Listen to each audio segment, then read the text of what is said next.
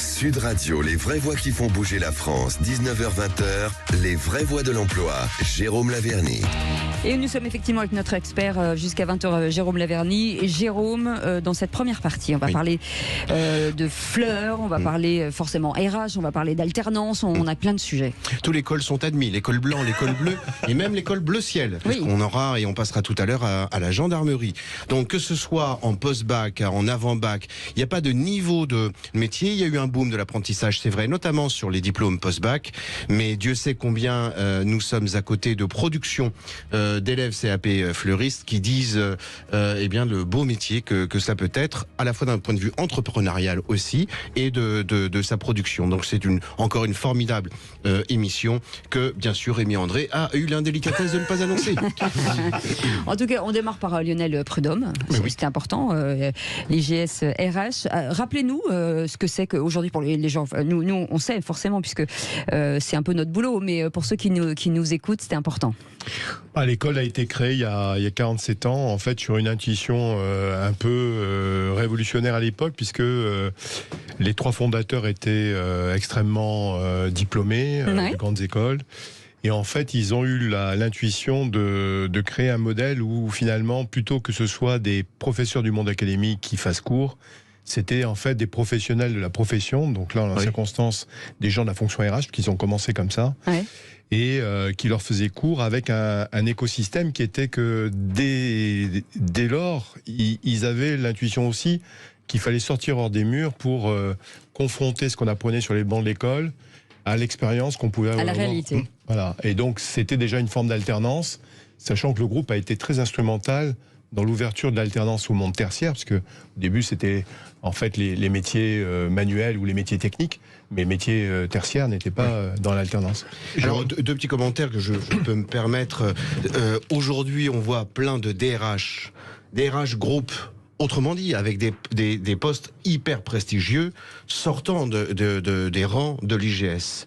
Et aujourd'hui, enfin, je pense qu'un certain nombre d'entreprises qu'on a pu accueillir ici prennent conscience du caractère stratégique qui était un peu dévoyé jusqu'à une période assez récente des ressources humaines. Aujourd'hui, prennent conscience combien, dans les difficultés de recrutement et de conservation de candidats et leur gestion tout au long de la carrière, eh bien, ce rôle des ressources humaines mérite toute la qualité de la formation impartie par l'IGS. C'est sincère. Ce qui est intéressant, c'est de savoir quels sont finalement les métiers dans ces départements RH. Alors, en fait, parce que c'est assez abstrait. Les jeunes sont très attirés par les métiers de la fonction RH quand ils commencent à avoir un peu une compréhension.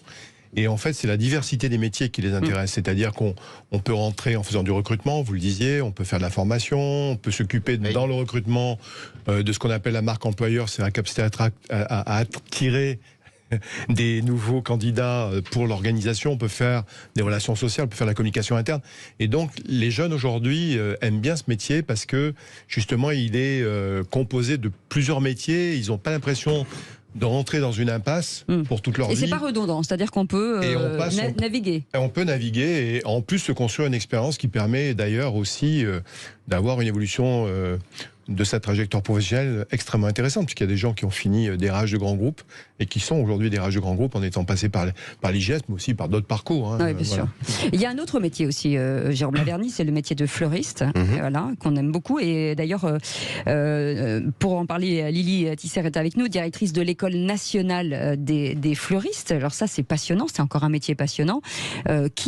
Aujourd'hui, cette école existe depuis combien de temps et elle accueille combien d'élèves tous les ans? Alors l'école a été fondée... Bien dans le micro. Pardon. L'école a été fondée en 1957. Et au départ, elle est fondée par le syndicat des fleuristes de Paris et de sa banlieue.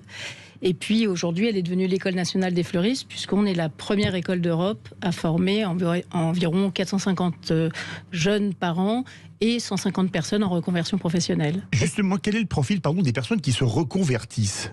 Alors, on a tout type de profil. C'est des gens qui avaient une passion pour les fleurs et qui se disent au bout d'un moment, tiens, je vais faire ça. Quand ils arrivent, souvent, ils expliquent « j'ai toujours aimé les fleurs, ma grand-mère aimait les fleurs, j'ai toujours voulu travailler dans la fleur, mais la vie m'a amené vers d'autres choses. » Et puis aujourd'hui, alors c'est vrai, avec le Covid, on a eu aussi une grande ouverture. Les gens avaient envie d'être dans du concret.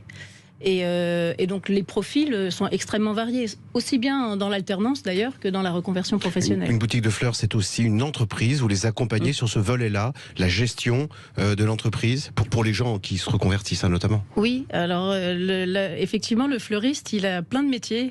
Il est comptable, il est RH, il est psychologue, il est commerçant. Oui. C'est un métier d'émotion.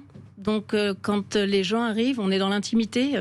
Ça va du deuil au mariage, à la naissance. On remercie les gens qui nous ont invités ou qui nous ont obtenu quelque chose. La fleur, c'est gratuit. Donc, évidemment, quand le client passe la porte de la boutique, on ne sait pas ce qu'il va nous demander. Donc, on est là pour l'accompagner. Donc, c'est un vrai métier de conseil. C'est un métier de technique. Proposer aussi, indépendamment de ce qu'il va demander. C'est un métier où il faut proposer, imaginer, exactement. Il faut imaginer pour eux. Il faut être créatif, mais pas que. Il faut être. On a plein de types de profils, en fait. On a des gens qui arrivent avec une vraie fibre entrepreneuriale, d'autres types de personnes qui vont arriver avec plutôt une fibre artistique. C'est très varié. C'est ça qui est intéressant. Beaucoup de recrutement à la clé. On est 100% d'employabilité, donc aujourd'hui le métier est en tension, comme beaucoup de métiers artisanaux, particulièrement les fleuristes. Sur le tour du territoire, il n'y a pas un fleuriste qui ne recherche pas un salarié, un apprenti. Voilà. Ce qui est intéressant dans vos deux métiers, que ce soit RH ou les fleuristes, c'est l'humain finalement, avec vous Lionel Prudhomme. Oui, alors en fait, souvent nos étudiants viennent attirés par l'appétence de la relation à l'autre, et ils se rendent compte que le métier est finalement plus technique que ça, et que bien sûr, ça nourrit les différents métiers, mais que le métier est plus technique, plus sophistiqué, et donc c'est ce qu'on essaie de leur apprendre, parce que c'est notre rôle à nous, d'enseignants et de directeurs de l'école, quoi. Mais les fleuristes, pour le coup, là c'est très très humain aussi, c'est la relation avec le client, on peut pas faire mieux. C'est la relation avec le client et avec le végétal. Oui. Parce que les deux sont très liés, c'est-à-dire que c'est une matière première brute sublime, mais qui, si vous mettez des fleurs juste dans un vase, moi par exemple, voilà. Mais par contre, le fleuriste va la travailler, va la sublimer. Est-ce que beaucoup des jeunes fleuristes que vous formez, jeunes ou moins jeunes d'ailleurs, se mettent souvent à leur compte ? Oui, alors. Parce qu'il y a beaucoup de fleuristes indépendants encore. En fait, quand ils arrivent, ils ont souvent beaucoup de fantasmes, mais ils vont quand même commencer d'abord comme salariés, parce qu'il faut apprendre le métier. C'est un métier très technique, donc il faut apprendre le métier, il faut apprendre à marger. Ça aussi, c'est pas toujours évident. Donc pendant quelques années, ils vont travailler en entreprise, et puis ensuite, certains vont devenir responsables de boutique, parce qu'ils vont s'entendre très bien avec et reprendre pour plus tard l'entreprise. Et puis il y a ceux qui très vite après leur formation vont créer leur atelier, soit en atelier, soit carrément en boutique. Ce qui est important de savoir, pardon Jérôme Laverny, c'est la formation dure combien de temps, que ce soit avec vous Lionel Prudhomme ou avec vous, pour être fleuriste, combien de temps? Alors en reconversion professionnelle, on a un module intensif de 4 semaines. Oui. Sinon on a une formation, ce qu'on appelle le CAP éligible au CPF, donc qui dure 1 année. Et sur la voie d'alternance, on est sur un CAP soit en 2 ans, soit en 1 an, suivant votre diplôme. Et ensuite, on vous recommande très vivement d'enchaîner sur un BP. C'est là où vous allez vraiment apprendre justement. Ce qu'on appelle un BP, c'est brevet professionnel. Voilà. C'est l'équivalent du bac. Donc c'est plutôt des formations en 3 ans ou 4 ans. Et derrière, vous avez encore la possibilité de vous orienter vers de l'entrepreneuriat pur. Dans l'un et l'autre cas, il a bien été dit qu'il y a plusieurs facettes à ces métiers, dans les ressources humaines, la paye, la formation, le recrutement, la marque employeur, etc. De la même façon que dans le métier de fleuriste, il faut aussi gérer, être RH, être comptable et tout. C'est dire combien il est précieux de passer par le biais d'un cycle en apprentissage, de commencer à mettre les pieds directement dans l'entreprise pour pouvoir y puiser l'application pratique de tout un tas de théories qui sont quand même nécessaires en cours. Lionel Prudhomme, l'ARH en alternance, l'apprendre en alternance, ça donne une valeur ajoutée en plus? Oui, mais alors en fait, moi je vais peut-être mettre un petit bémol sur le tout alternance qu'on voit aujourd'hui, puisqu'on parlait du million qui était l'objectif du gouvernement, mais bien dans le micro. En fait, la question c'est il faut alterner entre des phases où on est étudiant et on consacre son temps à l'acquisition de concepts, de techniques, d'outils, etc., de méthodes. De savoir. Et puis ensuite, des périodes d'alternance où on va aller confronter ces apports, disons, pragmatiques ou théoriques à la réalité de l'entreprise et de voir s'il y a décalage, pas décalage, se forger sa propre doctrine, etc. C'est un point Aujourd'hui, je m'excuse, aujourd'hui, je pense qu'il y a toute alternance. On a connu un phénomène où l'alternance était maudit, donc on est entre les deux balanciers, les deux pans du balancier. Ça redevient sans doute à un équilibre. Je crois qu'il est nécessaire à un moment de faire l'acquisition des structures, des méthodes, par le biais d'un statut d'étudiant avec un stage, parce que le stage, on y apprend aussi des choses. Et ensuite, l'alternance, focaliser l'alternance surtout pour nous, parce qu'on est dans le supérieur, dans le cycle de master, sur les 2 dernières années. Est-ce que c'est là où on va vraiment construire sa trajectoire professionnelle. Voilà, sauf pour ceux qui veulent partir à l'international, et là c'est encore autre chose. Mais en fait, ce qui évite d'être déçu, c'est-à-dire qu'on connaît l'entreprise et maintenant ça vous arrive aussi chez les fleuristes finalement, parce qu'on a l'impression que de faire des bouquets, mais c'est ça qui est aussi intéressant, c'est la réalité de la vie. Oui, ce qu'on vient chercher, enfin ce que les jeunes viennent chercher dans le métier de fleuriste, c'est quelque chose, c'est le concret en fait. C'est ce rapport. On a beaucoup de jeunes qui viennent de filières universitaires, sciences humaines, droit, sciences politiques, et qui finalement se perdent dans ces études et veulent revenir vers du concret. Donc oui, effectivement. Et puis après, on a le droit parfois de se tromper d'entreprise. Pour autant, on se trompe pas de métier. Donc il faut toujours relativiser ce que c'est aussi que le stage ou l'alternance en entreprise. Et puis je rappelle que ça participe à la revalorisation des centres-villes, les fleuristes, qui est très important, les commerces de proximité, comme on les aime, vous le savez. Alors, vous restez avec nous, on reviendra un petit peu vers vous aussi. On va parler gendarmerie dans quelques instants, et puis on parlera aussi bâtiment avec Saint-Gobain. Vous voyez, alors là, vous avez fait une espèce de un tour d'honneur de pas mal de métiers différents, mais c'est aussi la diversité de l'emploi qui est intéressant. 0826 300 300, vous avez le droit de réagir. Avec Jérôme Laverny et Philippe David, on est ensemble jusqu'à 20h. À tout de suite. Sud Radio, les vraies voix qui font bouger la France. 19h-20h, les vraies voix de l'emploi. Jérôme Laverny. Avec Jérôme Laverny, chaque semaine, on vous fait découvrir ou redécouvrir des métiers, des écoles, des formations, en tout cas des contacts. On vous donne des contacts. On a eu tout à l'heure Sébastien en ligne qui cherchait une alternance. C'est lastminute.com, puisque on a peut-être trouvé, grâce à Antoine, le collègue de Sophie Lec, la possibilité de l'aider, Sébastien. On suivra cette affaire. Et puis le major Christophe Carlier est avec nous. Bonsoir, merci d'être avec nous. Bien accompagné de Lynn, apprenti en Master 2 communication. C'est un métier, on se disait hors antenne, on parlait de l'orientation professionnelle des élèves. Tenez, que ce soit Jérôme Laverny, à quel moment on se dit c'est intéressant finalement de commencer à parler orientation professionnelle, puisque là on est à la rentrée des classes. À quel moment et comment? En fait, c'est effectivement le trou dans la raquette de l'emploi en France. Il n'y a pas d'orientation, il faut dire les choses concrètement. Le ton est un peu brutal, et puis elle est mal faite parce qu'elle part de cette antienne cette obsession du projet professionnel. Il est demandé à un jeune, il y a une injonction à dire son projet professionnel, alors que justement c'est l'inverse qu'il faudrait faire, c'est-à-dire proposer des choses. Et par exemple, proposer ce que nous allons faire à l'instant, dire coucou, dans la gendarmerie aussi, il arrive que les gendarmes aient besoin de manger, aient besoin de se déplacer, ça arrive. Donc il est possible qu'il y ait des cuisiniers, et puisqu'il y a des cuisiniers, des apprentis cuisiniers, ou sur le volet de la communication au sein de la gendarmerie. Eh bien justement, les cuisiniers, on va cuisiner les gendarmes, alors que d'habitude c'est eux qui cuisinent les personnes sur qui on a quelques doutes. Major Christophe Carlier, combien la gendarmerie recrute-t-elle d'apprentis par an, et pour quel métier? Alors, on n'a pas un chiffre arrêté par an, parce que finalement, on a tellement de possibilités chez nous. Mais aujourd'hui, on en a 450 dans nos rangs, du CAP jusqu'à l'ingénieur, dans toute la fonction support. Donc vous parliez de cuisiniers, on a des peintres, des maçons, on n'a pas de fleuristes, mais on a des horticulteurs, on a des communicants, on a plein de postes dans la fonction RH. Donc vraiment tout le périmètre de cette fonction support est représenté chez nous. Combien de métiers déjà à la gendarmerie finalement?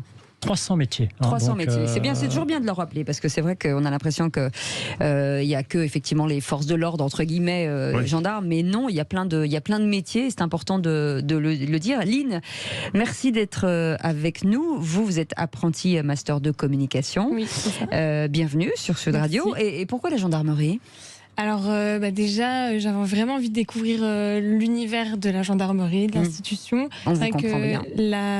Mon école, ils m'ont beaucoup aidé pour trouver une alternance. Vous êtes à quelle école ? Alors je suis à l'ISCPA. D'accord. Paris, et ils nous aident beaucoup pour trouver une alternance. Donc ils m'ont proposé la gendarmerie. Je connaissais pas du tout. Enfin voilà, j'ai l'image de la gendarmerie comme un petit peu tout le monde, mais j'avais envie de découvrir, et donc je ne suis pas déçue. Et à quel poste aujourd'hui vous travaillez quoi, dans quel service ? Donc je suis au secteur communication du centre d'information et de recrutement de la gendarmerie, et j'ai vraiment des missions.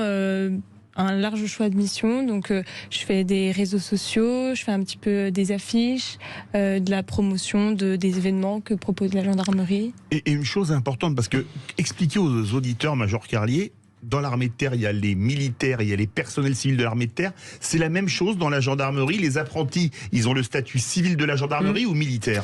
Ce sont des civils, ils ont le statut de civil. D'ailleurs, on leur fait signer un contrat d'apprentissage, et ils sont gérés au même titre que les civils, les contractuels ou les titulaires affectés en gendarmerie.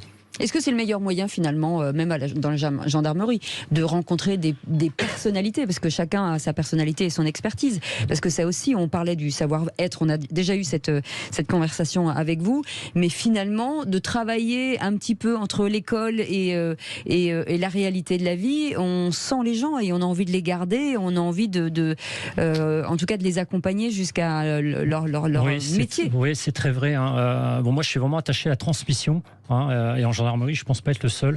Donc l'idée d'accompagner un jeune et de le baliser pendant toute sa formation jusqu'à essayer de transformer l'essai et de le garder chez nous, ça c'est vraiment une volonté très forte de l'ensemble des services. C'est ce qu'on disait tout à l'heure, on peut se tromper à l'école, mais on ne peut pas se tromper finalement quand on travaille dans le métier que l'on aime. Non, il ne faut surtout pas se tromper, parce que travailler, ça prend beaucoup de temps, et il faut être bien dans l'entreprise dans laquelle on évolue. Et c'est extrêmement important. Major, pour proposer en tout cas un CV, on fait quoi ? Comment ça se passe ? Alors chez nous, c'est très simple. Toutes nos offres, on les retrouve déjà sur Internet, sur le site de la gendarmerie recrute.fr. Vous pouvez écrire aussi à tous vos centres d'information et de recrutement. On va rerouter toutes vos demandes vers le service bureau personnel civil, qui va gérer les différents contrats. Mais vous avez également le pass public, c'est le site de la fonction publique qui permet de déposer toutes ces offres. Jérôme Laverny veut réagir. Oui, en fait, une des vertus de l'apprentissage, je le disais tout à l'heure, c'est de... je ne vois pas derrière les fleurs. Oui, je laisse... Mais c'est pas lui qui vous les a offertes, c'est Lily Tessel qui les a apportées. Oui, une des vertus de l'apprentissage, c'est de connaître le monde de l'entreprise, et une autre des vertus, et Lynn y a fait un tout petit peu référence en disant au début, oui, il y avait l'image, alors je ne sais pas trop la gendarmerie, c'est de connaître des mondes aussi différents. Peut-être que Lynn, demain, fera de la communication dans un grand groupe financier international. Il aura peut-être été précieux qu'elle ait connu le monde opérationnel dans le genre. C'est génial d'avoir plusieurs perspectives et plusieurs horizons. Ça permet de ne pas avoir à se cacher derrière un bouquet de fleurs. Lynn, vous rêvez de rester dans la gendarmerie, dans les personnels civils, ou quand vous voyez les beaux uniformes qui vous entourent, après embrasser une carrière de gendarmette, ça rappelle le titre d'un film avec Louis de Funès. Oui, le gendarme et les gendarmettes. Il a 1000 ans, Philippe David. Alors, c'est vrai que moi, le domaine de la communication, c'est quelque chose qui me plaît. Après, si je peux faire du coup de la communication toujours en gendarmerie, pourquoi pas y rester et voilà, voir ce qui est possible. Mais pour bien les connaître, le CIRPA, ils sont très très forts en matière de communication. On va faire très en sorte, efficace. Oui, on va faire en sorte que Lynn reste au sein de l'institution. Major, pardon Philippe. Major, quels sont finalement les postes les plus demandés en alternance chez vous ? On ne peut pas tellement les classer, tellement on a de jeunes qui viennent vers nous. Je sais que par exemple le cyber monte énormément. On a beaucoup de jeunes qui cherchent à intégrer, parce que tout le monde se rend bien compte qu'aujourd'hui le cyber monte en puissance et la gendarmerie est aujourd'hui moteur. Hein, oui, bien sûr, bah oui, vous êtes un peu sur le devant de la scène. Mais on a aussi beaucoup on parlait tout à l'heure de la filière professionnelle, on a aussi beaucoup de jeunes, des cuisiniers, peintres, maçons, qui cherchent. Et il y a des pénuries aussi chez vous, peut-être, comme dans tous les métiers. C'est surtout les derniers métiers que je viens de citer. Tout ce qui est métier du bâtiment. Tous les métiers de la restauration, c'est très très très compliqué. Pour autant, je vous invite vraiment à me contacter parce qu'il y a vraiment des belles choses à faire, notamment dans la restauration et dans le domaine des affaires immobilières. On n'y pense pas, mais il y a vraiment des belles choses à faire en gendarmerie. Et surtout en France, partout en France. Oui, partout en France, oui, bien sûr. Il y a bien donc une scission personnel civil, personnel militaire, mais ce qui est néanmoins, les personnels civils, à commencer par les apprentis, bénéficient d'avantages un peu particuliers par rapport à leurs collègues apprentis dans d'autres structures et d'autres entreprises. Au sein de la gendarmerie. Des avantages. Pas de garde à vous au rapport, ça va? Non, mais bon, vous voyez, est-ce que vous pouvez héberger un apprenti? Non, on ne peut pas l'héberger. Hein. C'est bien évidemment, on trouvera toujours des solutions si il y avait un besoin d'identifier. Mais par exemple, au même titre que les personnels civils, elles vont participer à des prises d'armes. Hein. Donc, elles vont rectifier la position pour être comme les militaires au garde à vous. Voilà, elles vont être baignées dans ce milieu militaire qu'est la gendarmerie, tout en ayant ce statut et ce rang de civil. Lionel Prudhomme, quand vous voyez la gestion RH des gendarmes, vous qui êtes directeur d'une école, donc dans le privé, une école privée, qu'est-ce que ça vous inspire? Vous dites, tiens, le privé devrait s'inspirer de la gendarmerie pour les RH. Déjà, j'ai croisé le général Rodriguez, qui est votre patron à tous. Directeur général de la gendarmerie. Et je pense Faites attention à ce que vous dites. Hein. C'est quelqu'un. On aurait peut-être dû me prévenir avant. C'est quelqu'un d'extrêmement inspirant et je pense que on a parfois une idée fausse des acteurs publics, c'est-à-dire la gendarmerie, l'armée est extrêmement innovante dans ses processus de recrutement, par exemple. Donc on ne le sait pas beaucoup. Et il y a beaucoup d'acteurs, je pense, publics, le château de Versailles, enfin, il y a beaucoup d'acteurs publics très différents. Et chez tous ces acteurs publics, il y a des manières de faire des ressources humaines qui sont ultra performantes. Donc, il faut s'arrêter d'avoir des idées préconçues. Mais c'est un gage aussi sur les CV, Jérôme Laverny.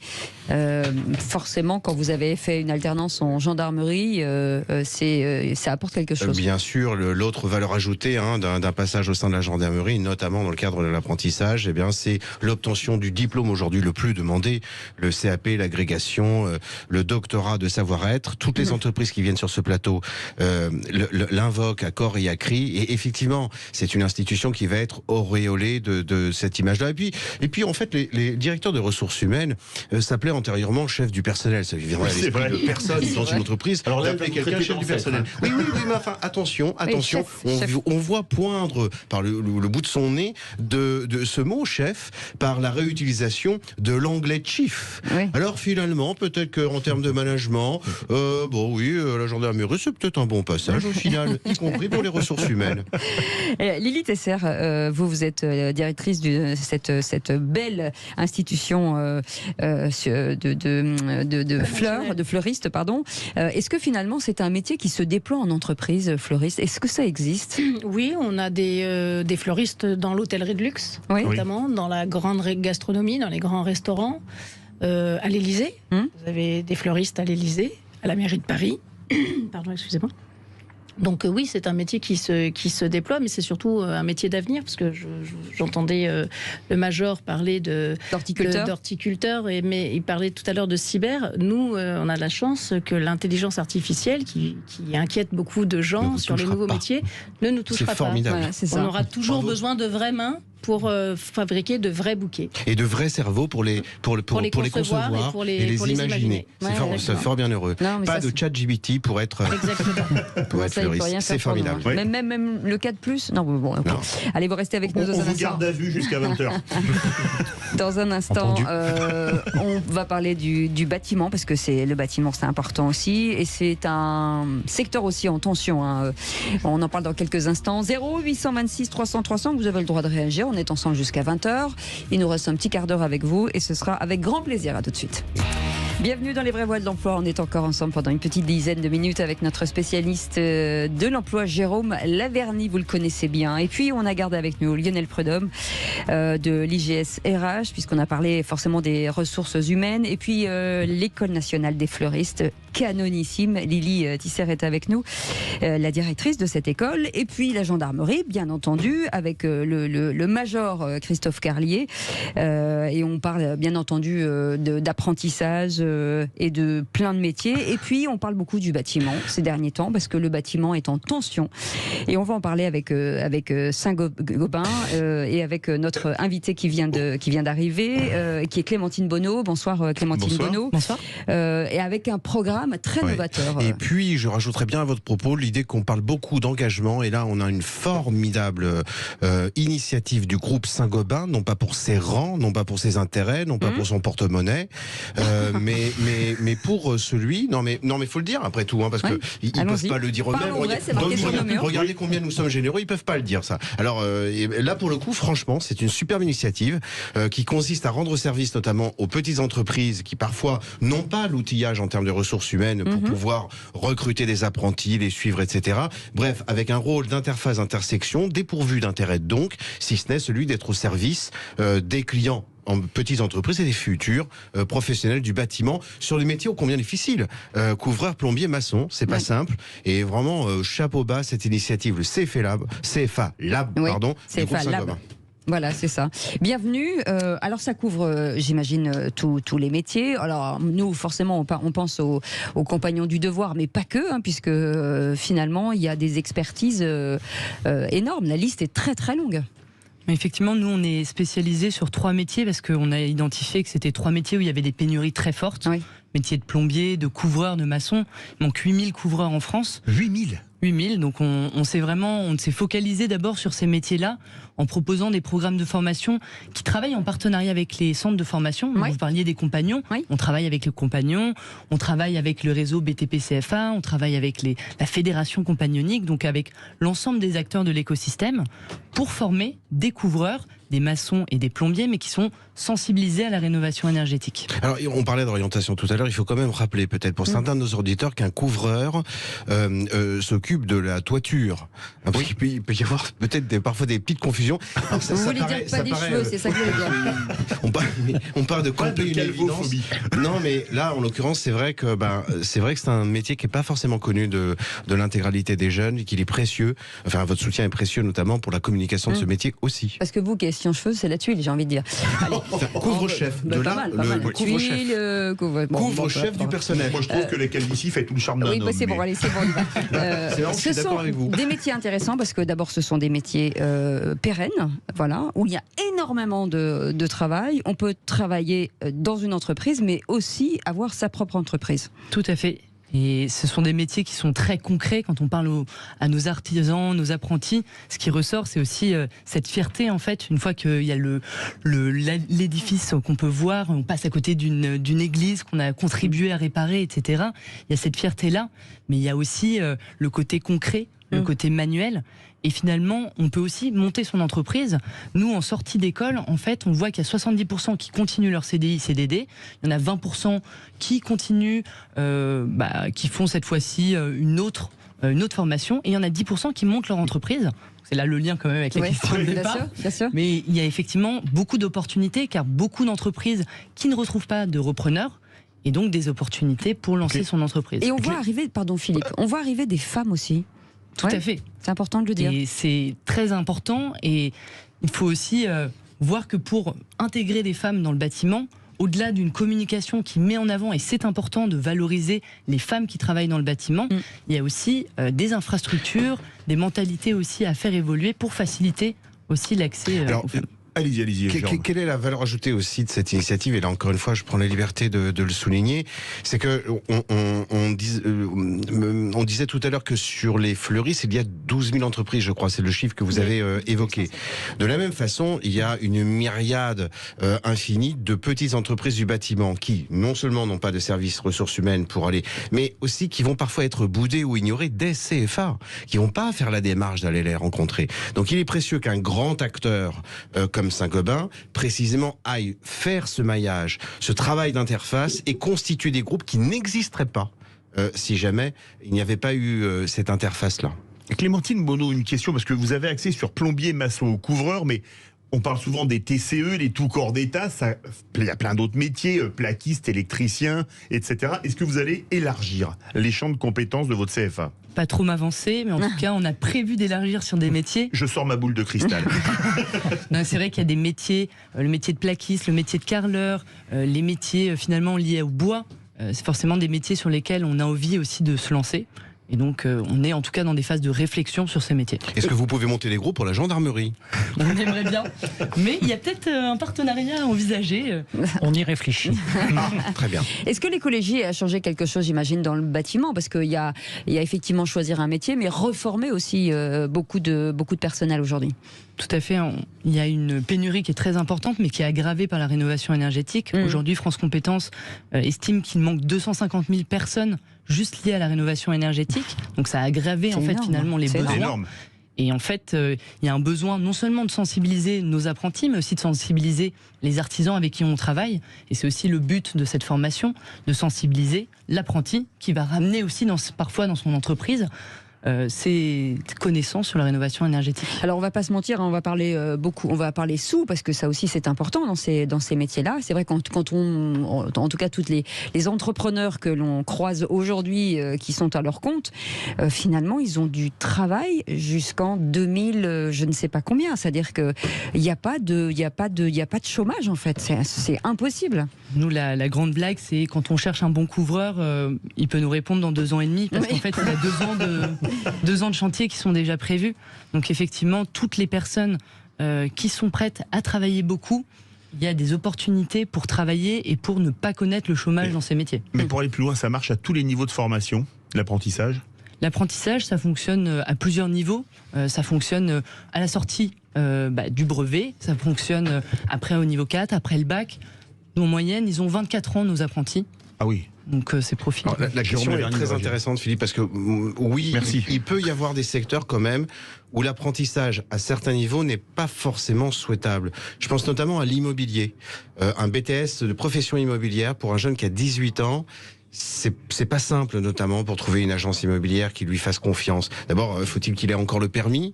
Il faut-il qu'il ait les connaissances précisément en termes de bâtiment pour faire sérieusement visiter un bien, qu'il soit un appartement ou une maison. Donc parfois, il y a des secteurs où il peut y avoir une inadéquation d'âge. Il faut avoir un peu peut-être la patience de passer par le biais d'un autre secteur pour y atterrir. L'immobilier en fait partie. En tout cas, c'est le cas de Lily Tesser. Finalement, on commence par un métier et on finit fleuriste en reconversion. C'est un métier de vocation, finalement. Oui, je pense que c'est un métier de vocation. C'est un métier de passion et c'est un métier d'émotion. La fleur, c'est un vecteur d'émotion. C'est multigénérationnel, c'est multicivilisationnel, puisqu'en fait, dans toutes les civilisations, on utilise la fleur. On vit avec la fleur et c'est ce qui permet justement de transmettre les émotions. Et je rejoins encore une fois le Major qui parle de transmission. Aujourd'hui, pour moi, le bon maître d'apprentissage, c'est celui qui est en capacité de transmettre et sa passion, et sa technique, et son savoir-être, et son savoir-vivre. Merci en tout cas d'avoir été avec nous tous. Métier de passion aussi, les RH, l'IGS RH. Allez jeter un petit coup d'œil parce qu'il y a quand même pas mal d'expertise et c'est sympa. Lionel Prudhomme, merci d'avoir été avec nous. Donc merci Lily Tesser, ça s'appelle l'École nationale des fleuristes. Vous regardez sur notre vidéo les magnifiques bouquets. Je vous remercie en tout cas pour ces jolis bouquets. Et puis Saint-Gobain CFA Lab, merci beaucoup d'avoir été avec nous aussi. Clémentine Bonneau, ça nous a permis de nous ouvrir justement ces métiers du bâtiment. Et puis on remerciera aussi la gendarmerie nationale, le major Christophe Carlier et Lynn d'avoir été avec nous. Merci beaucoup Jérôme Laverny. Philippe, dans un instant. Dans un instant, on retourne comme hier soir pour la 2e émission de Au cœur de la mêlée, spéciale Coupe du Monde. Donc bonsoir François Trio. Bon.